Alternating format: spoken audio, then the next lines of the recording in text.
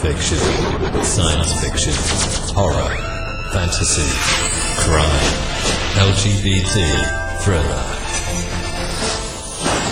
You have now entered the House of Mystery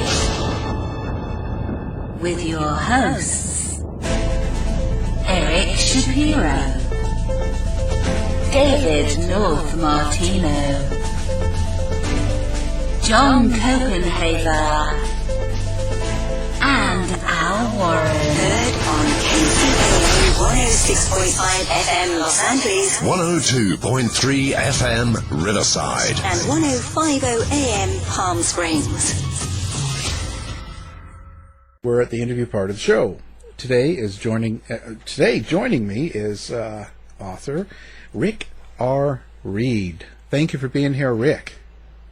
You're very welcome, and thank you for using the full Rick R. Reed name, which is kind of important because there's another author who is called Rick Reed and who writes somewhat similar stuff.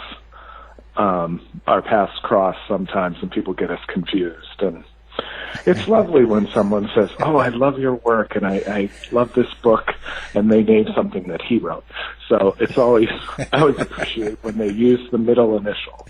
Yeah, I've learned that the hard way because I'm in the same boat. I have books out and I have to go under Alan R. Warren because there's an Alan Warren he's a foot doctor, but he has a lot of books out. So I don't write about feet, but yes, I'm not going to make any jokes about putting your foot in it or anything. But, yeah, I've heard it all. Well, he started before I did, so by all means. But no, and I write about murder and true crime. So this is feet doctor is kind of different, but that's good. Rick, so this is an interesting book you've got. It's coming out, the launch date is July 20th. Now, The Man from Milwaukee. And so this is, wow. Are you a true crime fan? Is that how you got to write this sort of story or incorporate Dahmer into it? I am very much a true crime fan. Like out on my runs, which I do regularly. Often I'm either listening to disco music or I'm listening to true crime podcasts. And I've always loved true crime and reading books and listening to podcasts and documentaries and stuff like that. The criminal mind, for some reason, and serial killers in particular have a fascination for me. So, yeah. So now Dahmer's incorporated in this. What made you? This is a big question, or it's kind of too much here. But I was going to say, what made you write this book? Was there a particular reason or something that happened that sparked this sort of idea of a book? Well, I do. The book takes place in July of 1991, which is when Jeffrey Dahmer was first arrested. So my main character is a closeted young man in Chicago who reads about his arrest and becomes kind of obsessed with Dahmer and his story. And there's sort of a weird parallel between the two of them because my main character is so self-loathing of his sexuality that he sort of identifies with a serial killer, which is, a very dark area. And he begins writing to Dahmer in prison. And I suppose that little tidbit there about him writing to Dahmer in prison was something, and maybe this is where the spark of the idea started all those many years ago. My first novel came out in 1991, and it came out right in July, which was the same month Jeffrey Dahmer was arrested. And I was sort of high on my first novel, which was about a serial killer. It's called Obsessed. And I wrote to Jeffrey Dahmer in prison myself and said I would like to tell his story. I'd like to give him a chance to, be his advocate, not his advocate really, but to allow him to speak, be a mouthpiece for him, I suppose, right, without actually letting him eat my mouth. But he never answered me. But maybe that's where the seed of the idea came from. And the book is kind of about having compulsions that we want to control and can't. And I think my main character translated his self-loathing to Dahmer's compulsion to kill and compulsion to keep men with him. And so that's kind of where the idea came from. Wow. And it started as a short story with just the main character reading about the arrest in the Chicago Tribune, and he's on the L, and when he gets home, he decides to write to Dahmer, and that's where the story ends. But I always thought, there's so much more to this, and so this year I finally got around to expanding that story to book length. Yeah. Do you think this is a good representation, like as in the sense of there are a lot of people out there in the position of your character, of being in the closet still in 2020 in these times, and yet they pick people in the news that they relate to because there's something that they feel that person represents in themselves, like there's a connection. So even though that person is maybe an awful person, they feel a connection. Do you think that goes on a lot more than we know? I think it probably does. I think anybody who's famous or infamous is going to attract, because they're so notorious, they're going to attract the public's attention, and the public is made up by a wide spectrum of people who might latch on to that person who's in the spotlight for various reasons. And that's what happens in this book when he begins writing, and then he starts getting answers from Dahmer, and the tension sort of builds. Where is he going to go with this? How inspired is he going to be by Jeffrey Dahmer? And so... So do you think that when you were writing this, did you want your character to be did your character want to become really close with Dahmer? Did he want to become friends? Yes, very much so.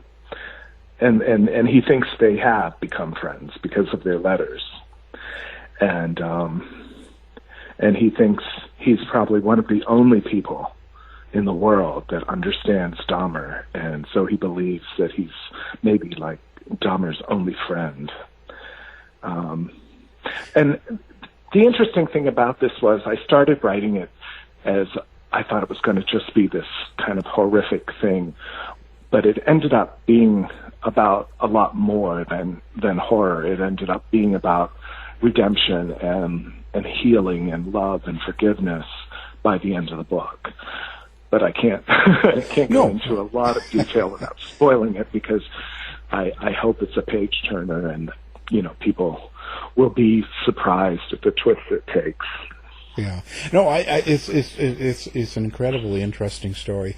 The maybe this, well, when you wrote it, and at the end of the time, someone goes out right now and picks up your book and reads it. What is it you hope they walk away with? Is there something in the back of your mind that you're thinking about that they might get? If I imagine myself on your therapist's couch, I would go with my gut, and my first thought when you asked that question was, I hope they come away with the power of forgiveness, because that's really, I think, the lesson that comes through. And I'm not, you have to read the whole book. Right. Because I'm not advocating forgiveness for horrible serial killers, although forgiveness can't be I don't know that it can be qualified by, because forgiveness is really is for the person who's doing the forgiving rather than the person out there that needs forgiveness. So I think the ultimate message is about forgiveness and healing. Right. Right. Oh, for sure. And it is about the person that's been hurt usually, right? Or a victim. It's not necessarily about the attacker, so. It's the only way you can move ahead. And it's grace that we can receive. And, some people I've read about who have forgiven, there's one, I don't know if you're familiar with the case of Dirty John Meehan. There was a movie made about him, and there was a podcast about him. Right. Yeah, I'm slightly familiar with it. Yes, yeah. Anyway, just to make a long story very short, in that that's a true story. This is the greatest example of forgiveness I can imagine. A mother in that story whose daughter was murdered by her husband, and the mother goes to see the son-in-law who killed her daughter in prison. She testifies for him for the defense, and that to me was like, wow. I don't know if I have that. I don't know if I would have that within me to have that much forgiveness. But she had such strong faith that she could do that, and I thought it was kind of a beautiful thing. Yeah, it's pretty amazing. So, with this, do you think Jeffrey Dahmer was a real negative on the gay community? That he was a gay serial killer. Like, do you think it something like that is used against the community?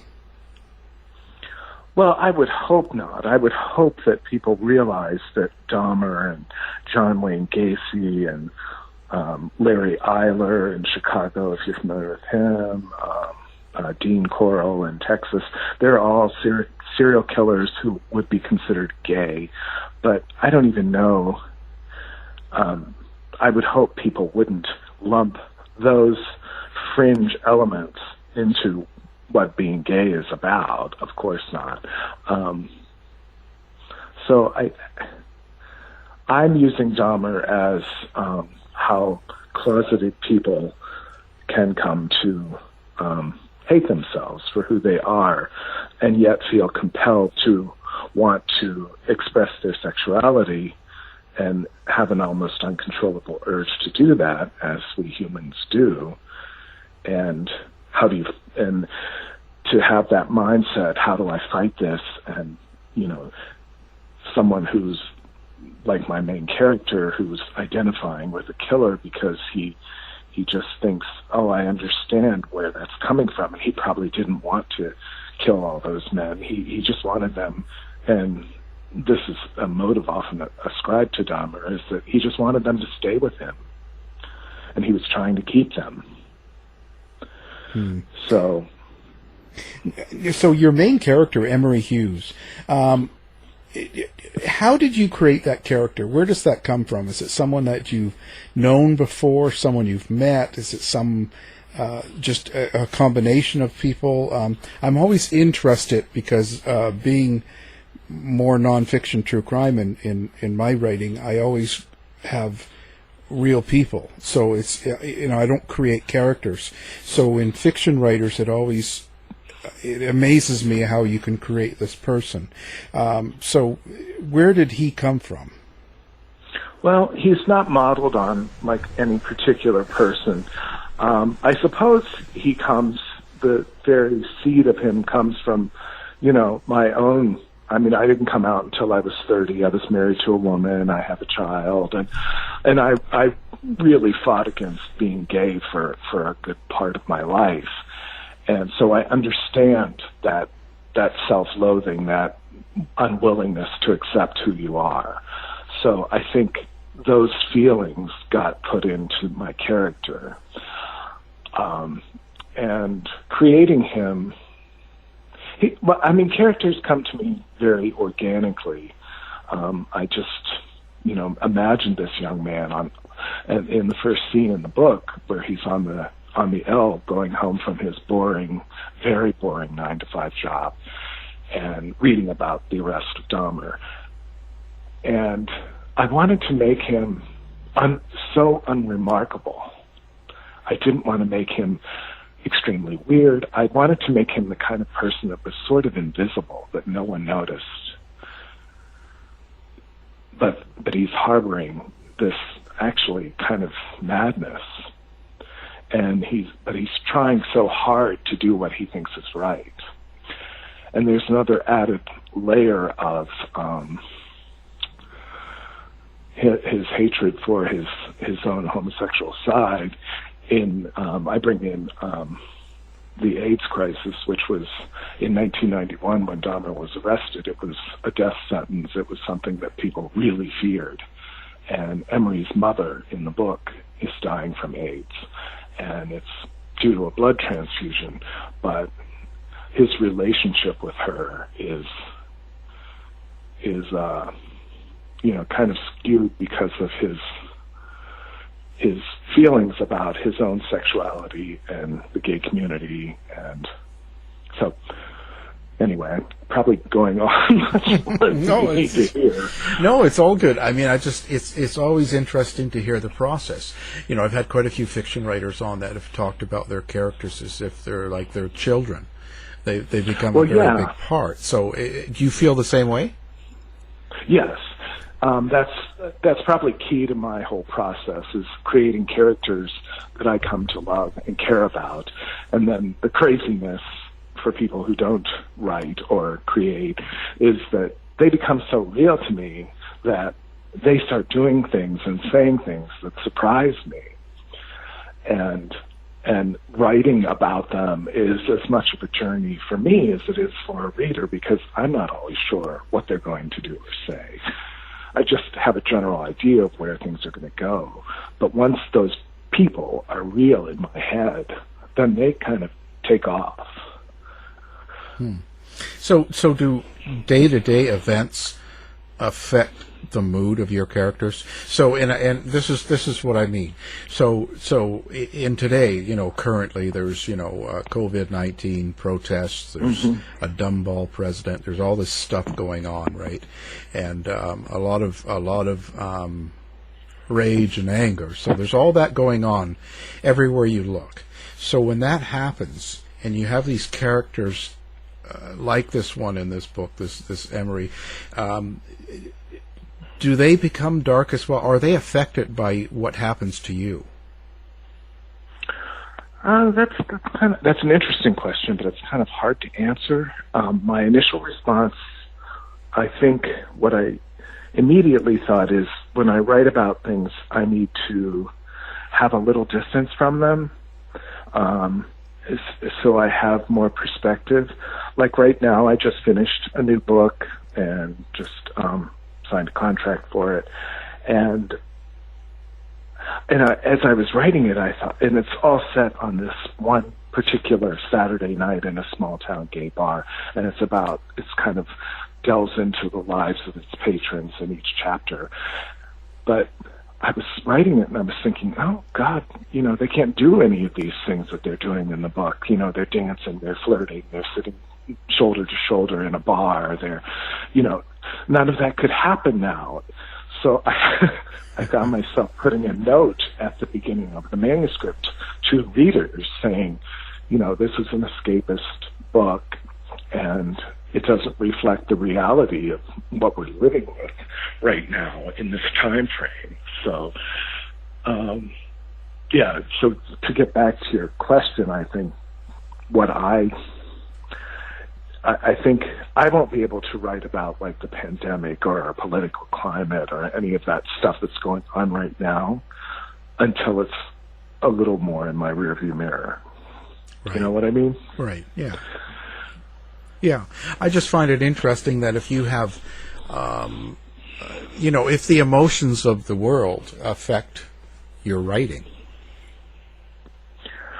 Well, I think they have to a degree, but what I try to do when I actually am writing is I block all that out, and I sort of, I think it's almost a form of self-hypnosis. I think I sort of go under, and I go into the story very deeply. It's almost like conscious dreaming. Yeah. Do you cut yourself off of other writers when you're writing as well? Like, so in your writing process, do you avoid listening to other writers or reading their books during that time?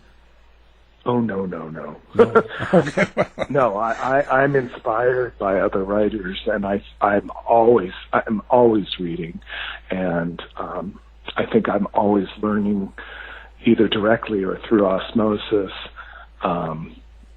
style and technique, and I get ideas from other writers that I can make my own, and so no, I eat up other writers' work all the time, and I don't think it affects me negatively at all as a writer myself. So who is Rick reading now?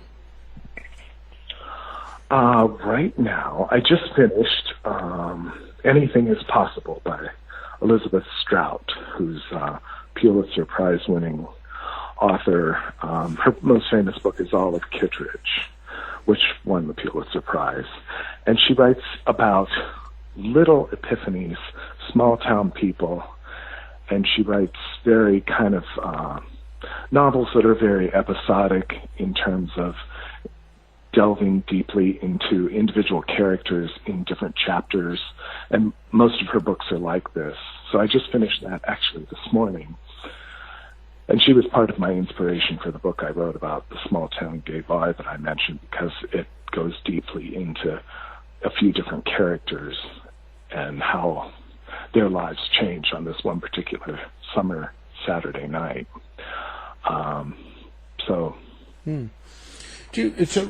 Have you been writing? You've been writing, you said, since '91, so that's almost 30 years. What was your initial draw into writing? Like, how did you get into this? Well, I mean, my first novel was published in 1991. It was a new line of horror from Dell called Abyss. And I felt very lucky to be part of that. It was also Poppy Z. Bright's introduction to the world in that line, and Kathy Koja, who's also somebody I admire very much. Tanith Lee was published by them. Dennis Etchison. It was the editor of that made the line her baby, and there were like 2 years of these wonderful Dell Abyss books that came out, and but that was where I was first published. But I've been writing all my life. I can't imagine. I mean, I can think about writing a short story when I was 6, and writing a play when I was in 4th grade, and in 5th grade writing a serial story about a young girl being kidnapped, and my teacher let me read it in installments to the class every day, and they were just wrapped. And I think that's what kind of molded me, as wanting to be a storyteller, having to be a storyteller. So your preference is to writing horror? Well, I started out in horror, and I've written and I do love horror. And I love horror that is, I prefer the kind that's more grounded in reality, like serial killers and things that can actually happen, because I think that's much scarier than a vampire or a werewolf, although I've written about those too. But those are more fun. Those are more roller coaster. The really disturbing horror, I think, deals with real life things, which is why I have a fascination with crime and murder and serial killers and things like that, even though if you knew me, you'd know I'm nothing like that. I've had more than one person say, "Oh, you're so," I don't want to say meek and mild, but that's what they mean. "You're so meek and mild. How do you write these things?" Because I go into some pretty dark places in my horror. But I've also written a lot of love stories, too. So that's the other side of the coin. I was going to say it's the same thing.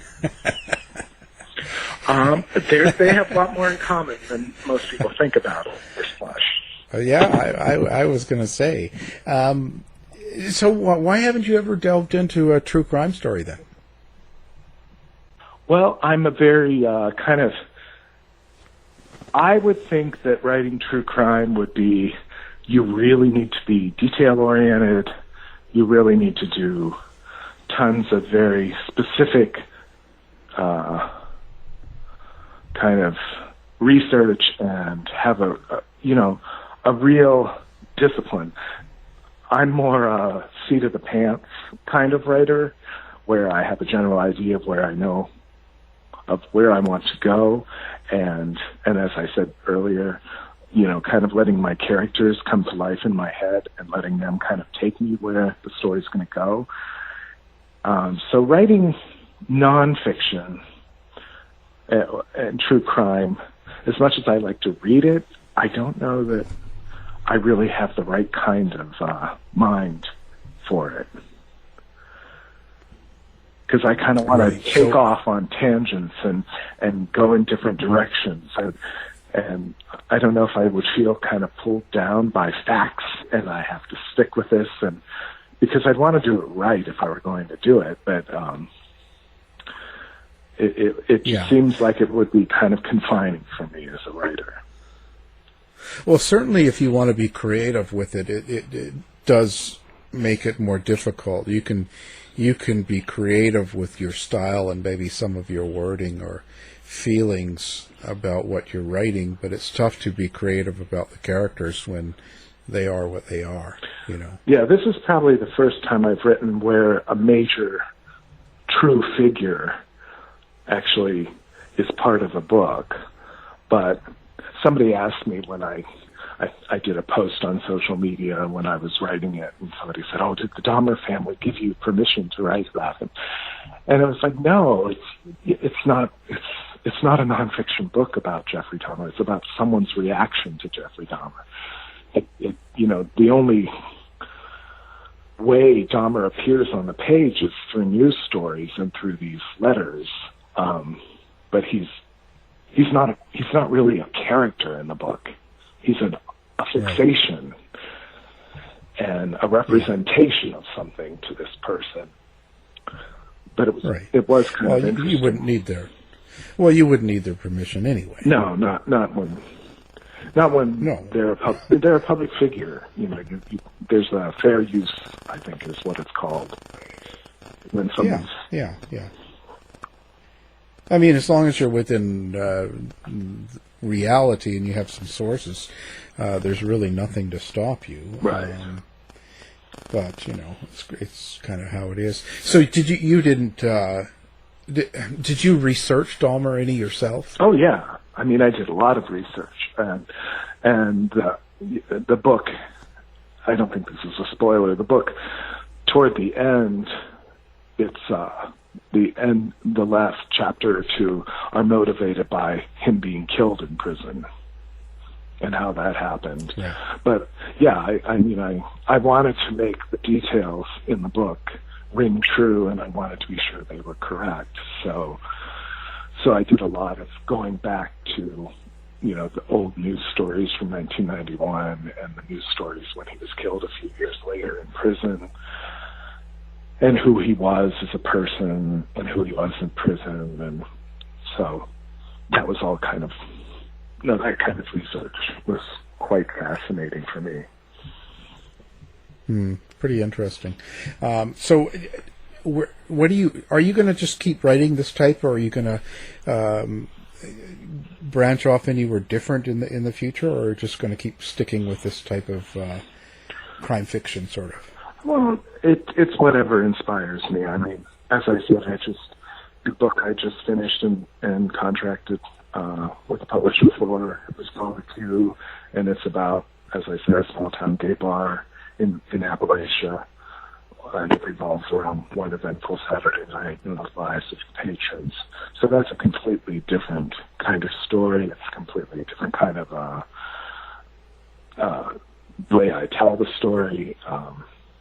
And then I plan on working on, the next thing I want to work on is a ghost story that incorporates addiction into it. So it's kind of whatever sparkly thing catches my eye and sticks with me and kind of demands to be told. Now, what do you think of literature nowadays, in writing and stuff? Do you think it's getting better? Do you think writing in general is better in society now and literature, or do you think it's a little less than what it was? It's a tough question. There's certainly a lot more of it. Our digital world has opened up, I think, a lot more avenues for other voices to be heard. And some of the voices maybe not, maybe shouldn't be heard, but not singling anyone out, but we don't have, when I was first published, the only way was get an agent and find a major New York publisher. That was it. And today you have a lot more options as a writer.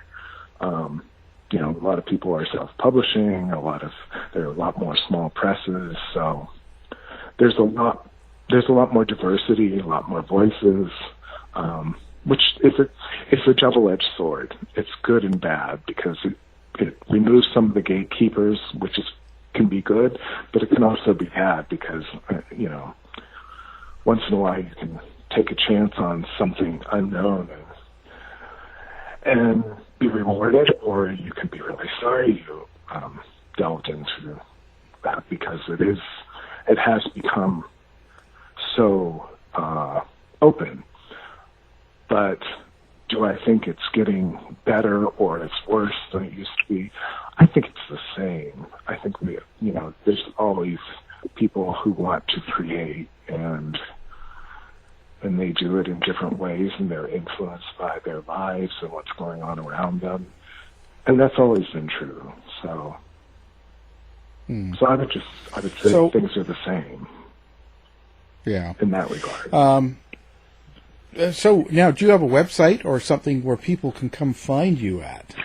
I did have, yes, my website is Rick R. Reed Reality, and it's actually a blog, but I used to have a rickrreed.com website, but I found it was just so much work, and I wasn't really selling from it, so it became kind of a placeholder. And I found my blog was much more interactive, and I updated a lot more, and it has all the same information that I would have on my website. So Rick R. Reed Reality at blogspot.com is my website. Fantastic. And of course, people can find you all over social media, I'm sure. Yes.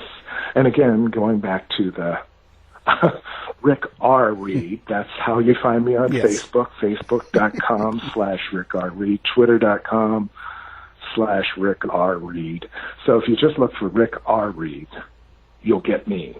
If you look for just Rick Reed, you might get the Pittsburgh Pirate baseball player, or you might get Rick Reed, the previous In Another Life detective who does write crime fiction.